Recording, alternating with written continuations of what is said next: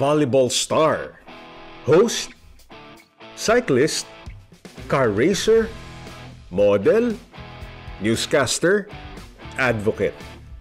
Sa dami na nga ng ginagawa ni Gretchen Ho, talagang saktong-sakto sa kanya ang tawag na Woman in Action.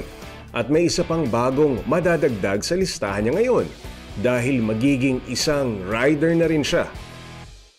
Sanay na sa two-wheel si Gretchen, matagal na rin kasi siyang nagbibisikleta. Madami na rin siyang nasalihang mga race at paraan niya rin kasi ito to stay fit at healthy. Pero kahit na two wheels din naman ang motorsiklo, iba yan syempre sa bisikleta. Bakit nga ba siya biglang nagka-interest dito?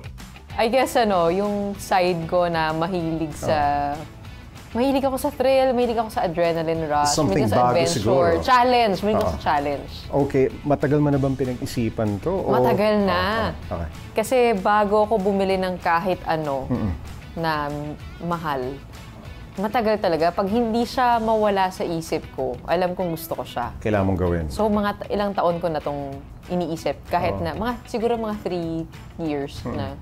At ang naging choice niya bilang unang motor, ang bagong Vespa Primavera 150. Swak daw kasi ito bilang beginner bike para kay Gretchen. Paborito niya rin daw ang kulay nito. Adventurous man at sanay na sa medyo risky na mga activity, tulad ng pagsali niya sa car racing tournament na Vios Cup. Aminado si Gretchen na dahil wala pa siyang experience sa pagmumotor, hindi siya pwedeng sumabak agad sa long rides. Matagal ka na nagbibisikleta, pero ito bago pa lang. Ano yung nakikita mo na kailangan mo pa mag-adjust? Siguro confidence sa nakasama yung mga sasakyan. Kasi yung pag nagbibisikleta ko, lagi akong may kasamang iba. Para for protection na din. Hindi ako nag-solo ride eh. So dito, ang bala ko, syempre hindi ko naman pwedeng yayain lagi mga kasama ko, di ba? So kailangan matuto talaga ako kung paano sumabay sa kalsada gamit yung motor. Saka medyo mas mabilis ito kaysa bisikleta. Mas mabilis, mas mabigat. Okay. Pero dahan-dahan, lahat naman ng natutunan ko na sa buhay, dahan-dahan ko siyang inaaral. Sa kabila nito, excited na daw siyang matuto at makapag-ride. May mga plans ka ba na puntahan, no? Specific. Ano ba yung mga gusto mong puntahan? Gusto ko makiride kasama ka. Yun, syempre, yun talaga, gusto yan. Oo, kasama ka, sigurado. kasama si Kuya Kim. Okay. Gusto ko kayong makasama. Isa yun sa mga reasons, actually. Okay. Kasi feeling ko marami akong matututunan pagkasama kayo. Really, for me to enjoy. Kasi feeling ko, pag nasa sasakyan ako, parang ang sheltered ko. Gusto ko yung pakiramdam na yung independence on a motorcycle, yung kaya ko pumasok sa eskinita, mag-discover ng mga kainan. Parang mga bagong experience yung habol ko. It's not just the riding, but yung matututunan ko pa. Kahit ngayon pa lang siya susubok magmotor, matagal na siyang may advokasya para sa mga gumagamit ng two wheels. Nitong magkapandemya nga, sinimulan niya ang Donate a Bike, Save a Job project, kung saan namimigay siya ng libreng mga bisikleta sa frontliners. Nag-iisip kasi ako ng pwede kong i-donate na hindi nauubos o napapanis, katulad ng pagkain, katulad ng pera, nauubos. Mahabang pakinabang. Mahabang pakinabang. So sabi ko, teka, parang gusto ko mag-donate. 30 bicycles nga lang yun eh. Correct. Pero parang may bumulong sa akin na, lakas naman loob mo, 50. Tapos parang kaya mo, sabi ko, kung ano yung hindi ko mare-raise na funds, dapat kaya kong i-shoulder. So yung 50 na yon dapat kaya kong i-shoulder. So sabi ko, sige na nga, parang yun na yung ambag ko dito sa pandemya. As of now, ilan na? Ipamigay na? 1,500. More than 1,500. Grabe. It's crazy how people saw the value of the project. Dahil sa kanyang proyekto at sa kanyang pagbibisikleta, nagkaroon ng ibang perspektibo pagdating sa mga gumagamit ng mga bisikleta at motorsiklo sa kalsada.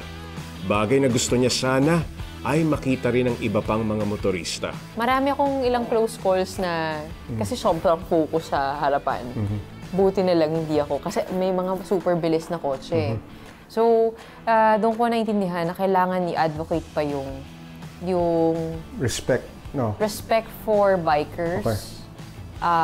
Kailangan i-educate pa yung mga tao about bike lanes, about parang yung road sharing na hindi sagabal yung nasa bisikleta at saka nasa motor. Kasi in reality, mas maraming yun lang ang afford, bisikleta, Correct. motorcycle. Sa ngayon, balak niya munang mag-enroll sa isang riding school at mag-practice muna magmotor sa loob ng kanilang village. Kukumpletuhin niya rin muna ang riding gears niya tulad ng helmet, gloves, riding jacket, pants at riding shoes. At syempre, safety first. Dahil ang isang woman in action, responsable at hindi padalos-dalos sa kanyang mga sinusubukan. Ever since I started cycling, tumaas yung tingin ko sa mga nagbibisikleta, sa mga nagmumotor. Kasi these are just people who are trying to get to work, trying to get home. They want to get home safely. Pero madalas tayong mga nakakotse, hindi natin naiisip yon. Parang feeling natin, alam mo yon, yung nasanay kasi tayo na sa mindset na sa mga roads natin, pinaprioritize natin yung kotse. Pati sa highways natin, kotse. So yung policies din natin, parang catered to cars. Ako naman dito sa bago kong adventure sa motor, marami pa akong kailangang matutunan dito. Kasi yung bisikleta, iba yun eh. Correct. Ito, parang, syempre, hindi pa rin mawala There's yung also notion. May notion din ako eh. Oo. Marami ring discrimination sa two-wheel. Kasi ilang beses na rin ako kinat ng motor eh. Di ba?